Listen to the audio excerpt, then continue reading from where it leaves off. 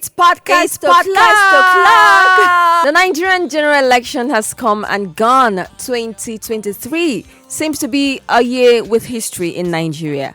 How y'all doing? Welcome to my podcast. I am Chioma Victor, also known as Oma Sweetheart on radio and TV, and of course on podcast as well. Okay, so this has been an amazing journey of Nigerians to the ballot box. It's been an interesting podcast all this while because I told you all this is a special kind of podcast because I'm trying to chronicle the journey of Nigerians to the general election. Of course, Nigerians had the presidential election on the 25th of February 2023. It was as if that day wasn't going to come. Finally, 25th of February came and election happened, even though it was really mad with a lot of violence here and there. There were a lot of pictures, a lot of videos on the internet of voter suppression. You know, before now we were having voter apathy, but with this 2023 general election, we had voter suppression, voter oppression. Of course, a lot of voters were oppressed and suppressed.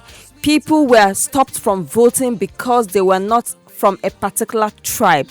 Who would have thought that would happen in Nigeria? Now, after the general election of February 25, that's 25th of February, that's the presidential election. A lot of persons were not so happy about the outcome.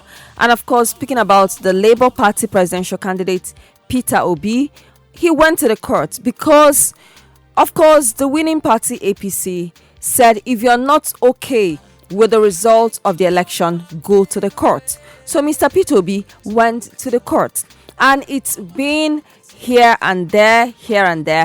And before that, Nigeria had again another election, which was held on the 18th of March.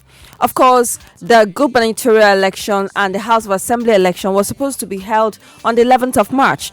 But because of the back and forth of the Labour Party candidate, the beavers, because they wanted to inspect the beavers, INEC, I don't want to use the word INEC was proven difficult, because INEC assured Nigerians, just the same way they assured Nigerians that that the beavers was going to work, that from the polling units, that the results were going to be sent straight to the IREF from the polling units, which eventually did not happen.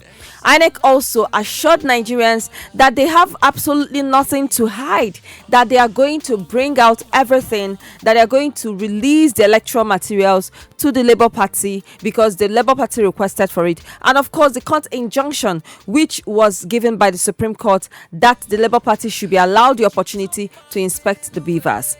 But while INEC was delaying, the Labour Party went ahead and petitioned INEC. Yes, they petitioned INEC, the APC, and of course the president-elect. They are challenging everything, the result. They are challenging the election. They are even challenging the candidacy of Bola Ahmed Tinubu. That is the latest right about now. Now, will the Labour Party win in court? We don't know what is going to happen. From feelers, a lot of people are actually saying that this particular election petition tribunal will be a test, the true test of Nigerian judiciary.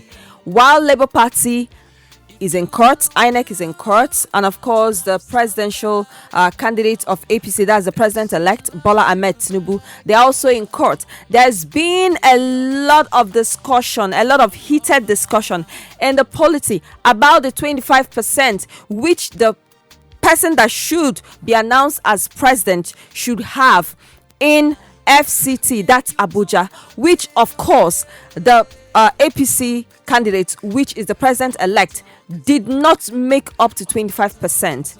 But who knows what will be the interpretation? What will the lawyers interpret?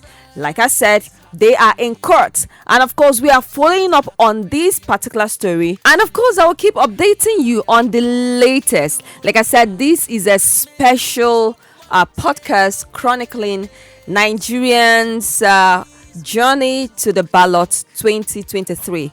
It's been a lot of lessons learned. Meanwhile, what are the lessons you've learned in this particular election season? What are the lessons that you've learned? I'd like to hear from you. Kindly drop a comment in the comment section. Let me know exactly the high points for you, all that you learned, especially in this election season, especially these general elections, this Nigeria general elections 2023.